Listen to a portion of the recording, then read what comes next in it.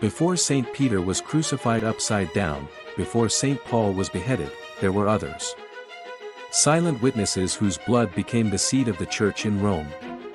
They are remembered simply as the Protomartyrs of the Roman Church. The term Protomartyrs of the Roman Church refers to the unnamed men, women, and children who were the first to suffer and die for Christ during the fierce persecution of Christians under Emperor Nero in the year AD 64.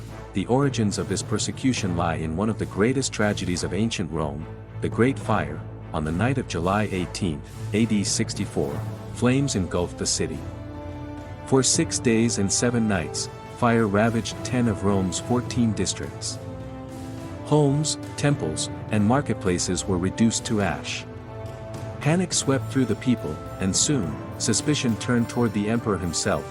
Rumors spread that Nero had ordered the fire to make way for his grandiose building projects, including the Domus Aurea, his golden house.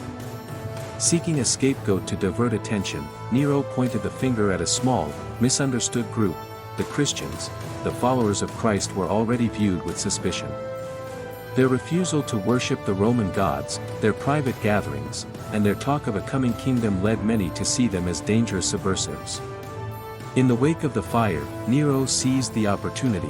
Tacitus, the Roman historian, recounts what happened next. Nero fastened the guilt and inflicted the most exquisite tortures on a class hated for their abominations, called Christians by the populace. Mockery of every sort was added to their deaths.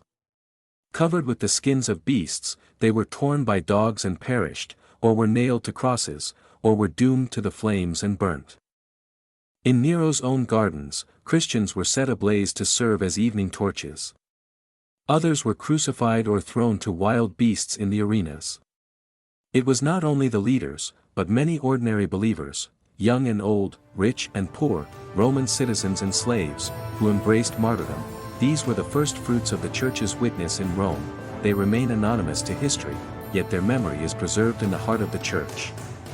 The Roman Martyrology commemorates them on June 30th, the day after the feast of Saints Peter and Paul. This liturgical closeness reminds us that the Church was built not only on the apostles but also on the countless faithful who followed their example unto death.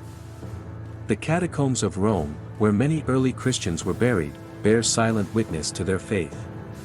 Symbols etched into the stone, fish, anchors, doves, testify to their hope in the resurrection and their belief that, through Christ, death was not the end, but the beginning of eternal life.